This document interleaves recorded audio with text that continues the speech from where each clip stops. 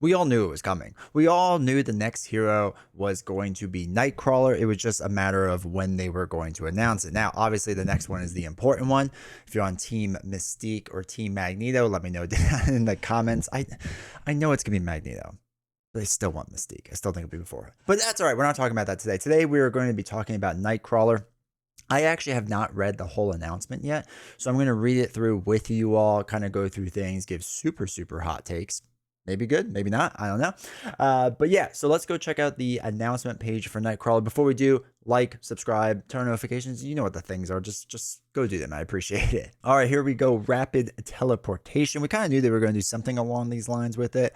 Something with popping around. So it's going to be interesting to see how exactly this works. But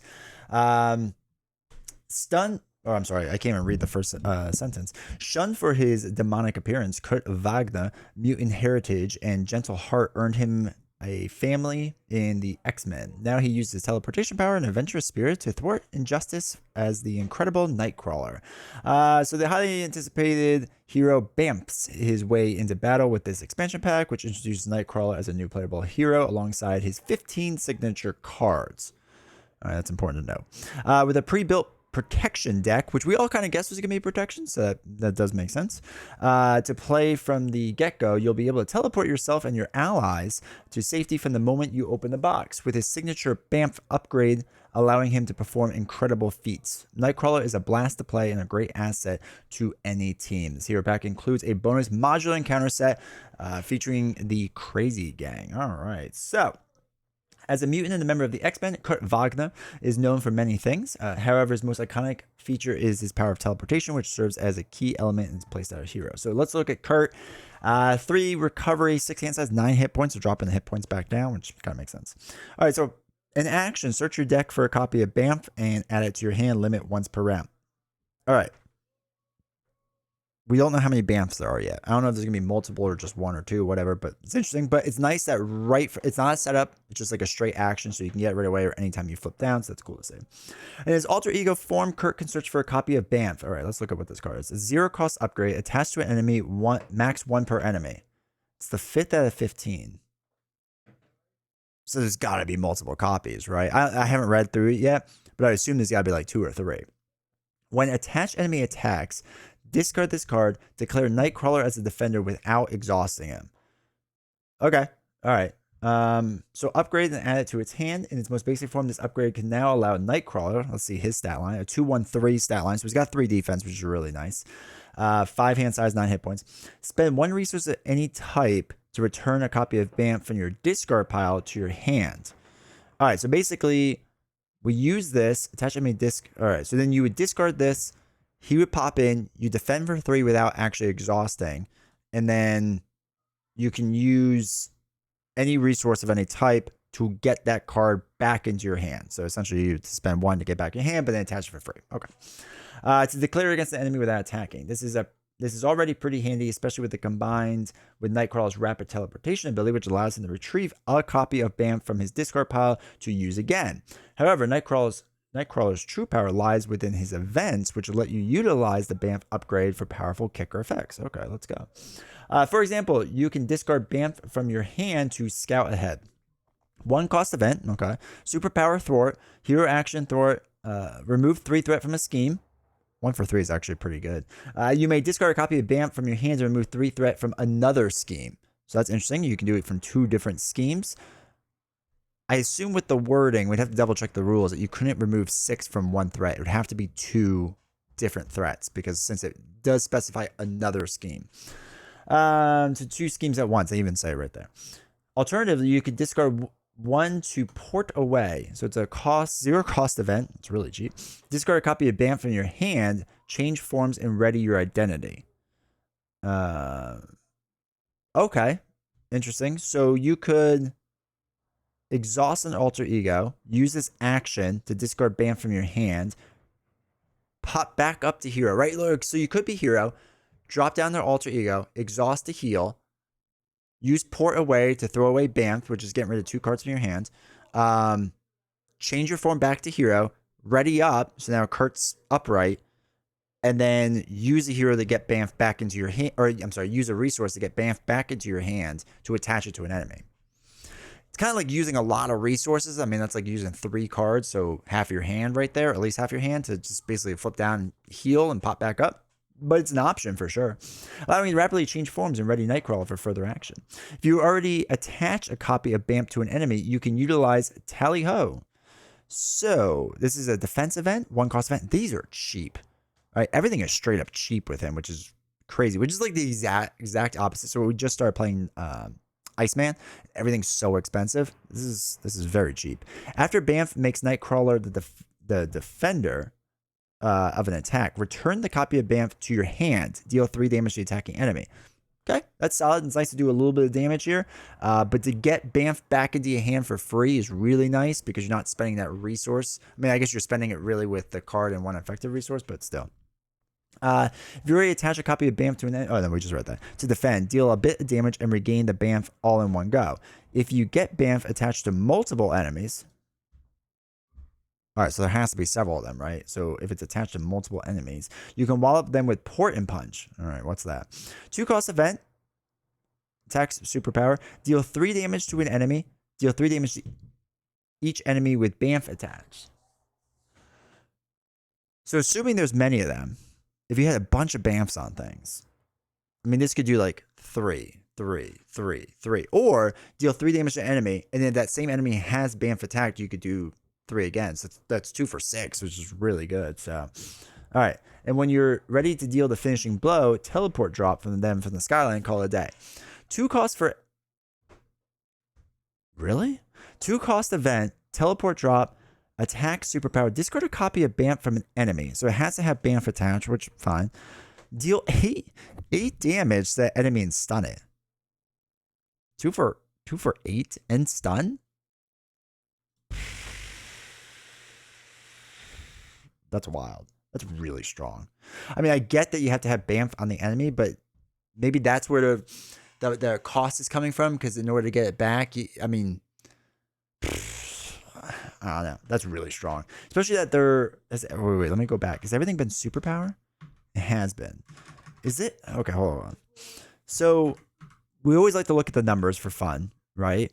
I don't know if he's going to have any upgrades. So where's Bamf? Here it is. Bamf is 5 out of 15, which makes me wonder if the first 5 cards are all Bamf upgrades. Now, usually the first one is the ally, signature ally. Who knows if it'll have one or not? Maybe, maybe not. But anyway, so this will be 5 of them. And then 8 is next. Okay, so we have 8. So maybe 8, 9 is Port Punch. 10 is Teleport Drop. I think I saw 11. So there's only most likely 1 teleport drop, maybe 2, but most likely 1. So there's going to be 1 of those high power cards. It kind of gets like that Cyclops vibe where like he has that 1 really powerful card, but there's only 1 of them, so it's kind of harder to pull off. So maybe that's what it is. Like, yeah, he does have that crazy card, but there's just 1, and unless you have a way to recur it, then it's not as good. So that's 11 is the Scout Head Thwart card. So that would probably be 12. 13 is the Port Away, which maybe there's only 1 port away. Okay. 14 is Tally Ho. I mean, I would assume 15 would be Tally Ho too. So if it was 5 upgrades, we don't know what 6 and 7 are, which could be supports or something like that. It's interesting. It's interesting how they're doing this. I obviously like that his cost curve is low. That's really, really nice. It'd be interesting to see how many cards are. Is there any extra hints here? No. It'd be interesting to see like what, like I said, the cost curve is and how many of each of those copies. Because the numbering system, usually we've kind of like figured it out, where supports and upgrades are generally at the end of the deck. But this does seem to be very heavy into events, which for me is great. I'm a huge event player, and maybe all of his upgrades are just Bamfs, like 5 of them or so. I don't know. Anyway, okay, let's read on ahead. We can speculate in a second. With his ability to teleport in and out of dangerous situations as well, it's clear Nightcrawler is great at avoiding damage from attacks. But his pre-built protection deck takes it a step further. Attach Under Control. 0 cost upgrade, attached to a minion, max 1 per minion. After a hero defends against attached minion's attack and takes no damage, deal 4 damage. Dude, Perfect Protection is going to be so freaking strong again. I mean, it's already strong, but that's just... Okay. Okay. Like you're just gonna be like slaying minions. That's like the one weak spot with protection. Not the one, but it's like one of the main weak spots with protection is not being able to deal with minions, and it's just gone. It uses natural high defense to prevent all damage from the attack, and then swing back and the counterattack your own. Remember, if a minion also has Bamf attached, then you can defend it without exhausting. Oh, I remember Fantasy Flight games. Don't you worry. If you manage to defeat the minion with the damage from under control, which is what we just saw, then you can utilize Change of Fortune. One cost upgrade. Play under any player's control, maximum player. After you defeat an enemy during the villain phase, exhaust this card, draw 2 cards. Okay. And like Counter Punch is a card I've been playing around with more. I actually really like the card. Okay. That's crazy. I'm already seeing this with Drax, right? Because Drax, I do a lot of counter punching because his vengeance tokens and whatnot. And Drax being able to, like, the 4 hand size is the weak part of him. And if you can draw 2 cards, get out of here. Get out of here. All right. So to get extra cards in hand. Even if you don't defeat that minion, preventing all damage does let you remove a threat from Astonishing X-Men player side scheme. 1 cost 5 threat on victory. After an X-Men character, stinks that they're changing it so it's only X-Men, but that's fine. Defense against an enemy attack and takes no damage. Remove 1 threat from the scheme. When defeated, stun and confuse each enemy in play. Bonkers. Can be bonkers. That's a really good multiplayer card for sure. Holy cow. If there's a couple of minions on the table for all the players, get out of here. All right, so let's see.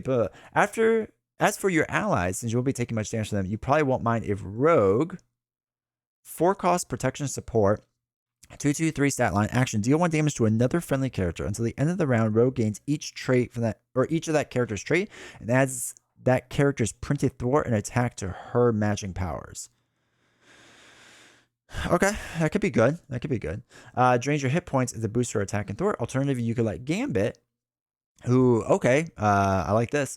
3 cost ally. I like it as this basic 3 life XX thwart. All right, so X is the number of boost icons on the card under Gambit. After Gambit enters play, look at the top 3 cards of the encounter deck and tuck one of them under so that only the boost field is visible. It's crazy. We've seen some like Frost Giant, right? Has 4 boost icons, so making him a 4/4 stat line, then pumping him up with like, you know, different things to make him stronger, get more life. Yes, please. So if you could let Gambit power up his stats and he can borrow cards from the encounter deck, then have Rogue take some of that power with their own. Yeah, I mean that team up is nasty, right? If Rogue can stack on top of that, forget about it. Forget about it. That's really cool. I do like that they're doing synergy kind of with allies there. I mean, it kind of pigeonholes it a little bit, but I'll take it. It's cool, right? It's cool at this point. We have so many allies. I want cool. As we mentioned earlier, Nightcrawler Hero Pack comes with a brand new modular encounter set. This set features the eccentric members of the Crazy Gang. All right, so the Crazy Gang side scheme, 2 for each person, acceleration icon. After a non-elite minion schemes against a player, deal that minion to that player as a face-down encounter card. Then if there are more than 1 player in the game, pass the face-down encounter card to the next player. Okay, that's fine. That's a multiplayer thing. I'm not gonna worry about it. Led by the Queen of Hearts, 0/14 stat line. Search the encounter deck and discard pile for the Crazy Gang size scheme and reveal it. If it's already in play, deal yourself a face-down encounter card. That's things. As one revealed, in the hopes that her signature size scheme will allow them to re-deal themselves. Okay, yeah, that makes sense. Executioner, 0/24 stat line. The Executioner attacks the friendly character with the fewest remaining hit points. If this attack defeats an ally, remove that ally from the game. Oof. That's rough, dude. Okay, that's rough. That's interesting. That's rough. Attacks friendly character with fewest remaining hit points and defeats the ally removed from the game. If you ever let him scheme against you, then the Crazy Inside scheme will re-deal himself to another encounter card and let him keep swinging his axe as allies, which is, it's kind of cool how they're doing that. That's a fun way to do it. As with the other modules encounter sets, the Crazy Gang set can be added to any scenario and let you do some crazy things. Whatever. September is the release. Jeez, that means July is Jubilee, right? So August, September, October, so November will be Mystique or Magneto team. That's wild. That's really far away. Okay, I get that they're slowing things down, but that's a whole discussion for another time. So anyway, that is the announcement. Let's talk a bit about Nightcrawler. I always had a gut feeling that Nightcrawler was going to make the most sense in protection because of kind of how his signature ally works. And it does seem like he would make the most sense. Like Armored Vest would make a lot of sense on this, and just different things that let you, like electrostatic armor, I believe, let you, whenever you defend, deal damage to an enemy. Like stuff like that's going to make a lot of sense. Perfect protection with him might be really strong, especially if you don't have to exhaust. So you would be able to like draw cards or do other things. So definitely cool. It'll be interesting to see how he works. So even with that, I think he's going to work well in other aspects because you just can keep defending with him without exhausting. And if you want to focus on attacking or thwarting or whatever, you're probably going to be able to do that. Mainly because his cost curve is so low. I mean, what we're seeing is just so low. Now, obviously, you're still spending a resource by putting Bamf into play, right? So if you have 5 cards in hand, you have to get rid of them and play Bamf. Like, it's an effective resource cost of 1, so you're still losing a card, so you only have 4 to work with. So it's not like you're going to be able to do all these crazy combos. It is going to be limited a bit, but I don't know. I feel like you'd still work it out quite a bit. I feel like there's still a lot going there with it. Like I said, if you get X-Jet, does his stuff he's not able to use team building exercise, but he does have superpower if you want to do stuff with that. So there's several options there of things you can do with whatever the superpower, Def Focus, right? To reduce superpower costs. You could do that. You could do X Gene. You could do like I said, the X-Jet. Like there's a bunch of different things there. I don't even know it's gonna make sense for X-Jet. Maybe team or Def Focus is the way to go. Unless you do an ally build with X-Men, do you need team building? I don't know. There's a couple of things to do there. But anyway, regardless, it definitely seems like getting a resource generator in there is just going to pay for so much. It's going to do so much. It's really... The way he's looking is going to be interesting. Definitely going to be interesting. I have to relook at his defense card. It is a 1-cost defense. So if you get the upgrade and protection that, lets you do generate a resource for the defense card, like it works for that. There's a lot of options there. Even for the thwart card, it's only a 1-cost event. Like there's just so much. There's so much there. The attack is the only expensive one at 2 so far. But yeah, it looks like his cost curve is super low, so you're gonna be able to do a lot of events, which is cool. He's more... okay, so I always thought he was gonna be something with like teleporting to defend, and it is that essentially. He is what I thought he was going to be. But the way that they're handling it, I do think seems kind of interesting with the Bamf cards. Again, it depends on how many there are. If the counter is at least at 5, then I'm going to guess there's at least 4, right? Let's say there's a signature ally at 1 out of 15, if you're counting the cards. Let's say there's 4 Bamfs. I think that's more enough. If there's 5, that seems like a ton. And then it seems like the rest of his deck is going to be kind of weird. Unless they're doing signature ally 1, 2 will be like a support, and like 3, 4, 5 is like the upgrades of Bamfs. Like maybe it's that, right? Maybe there's only 3 Bamfs. I don't feel like I need 5 in my deck. If there's 5, that feels like way too much, and it's gonna be like just a lot of, not dead cards, but there's no reason to double stack. Well, you can't double stack on an enemy, so like you would need all these enemies, right? So it wouldn't work in that regard. So I don't know if there's 3 for solo play, that seems great. Unless the idea is, again, if you're building toward multiplayer, then yeah, 5 is really useful because if it's a 4-player game, right, that's going to be useful. So then I don't know how he would do in solo, because if, a third of my Nightcrawler deck, a third of my Nightcrawler cards, I should say, of my deck, is just these Bamf upgrades. Like I can't use the majority of them. They're just going to be used as resources. So anyway, there's a lot. What I kind of like about this announcement is there's a lot we don't know about still. And I like that, right? We've only seen the events. We don't know the signature ally. We don't know if the Bamf is, there's 5 of them, or there's 4, or there's 3, or maybe there's 2, right? We don't know. Depending on how many there are, will kind of, I think, indicate how they're predicting this hero to be used. If there's a lot of them, then they really see it as like a multiplayer hero, which I know most people make that argument. That's fine. But if even so, are they thinking as a 4-player multiplayer hero? Because even in 2 players, like you don't need 5 Bamf cards. Like I've never been in a situation where there's that many like enemies on the table, because usually we're taking care of them. I mean, I guess the situation can arise. I shouldn't say never, but the situation generally doesn't arise. For 3 and 4 player, I definitely see it, right? So it's gonna be interesting to see anyway how many of those cards are in there. Like I said, with signature ally and all that fun stuff. So as far as hypeness, he's what I expected. So it's not like I'm blown away by any of this, to be completely honest. I'm not just like, wow, this is the most amazing thing I've ever seen. But I do like the mechanic. I think the cost curve being so low is crazy. So it's gonna be interesting that if you're just gonna be able to like combo up a lot and do things. My biggest fear was that he was gonna be pigeonholed into protection, and that he wouldn't make sense outside of it. And I could see where protection does make the most sense, but because of his whole, like, he doesn't have the exhaust to defend thing. I think that opens up a lot of possibilities for thwarting an attack. We'll have to see when we actually get him what it is, like if you can really stack attacks and how much you can really do and whatever, or if protection is going to be the best thing with them. But regardless, I'm excited for it. I still think I'm most excited for Jubilee. She seems the most interesting so far.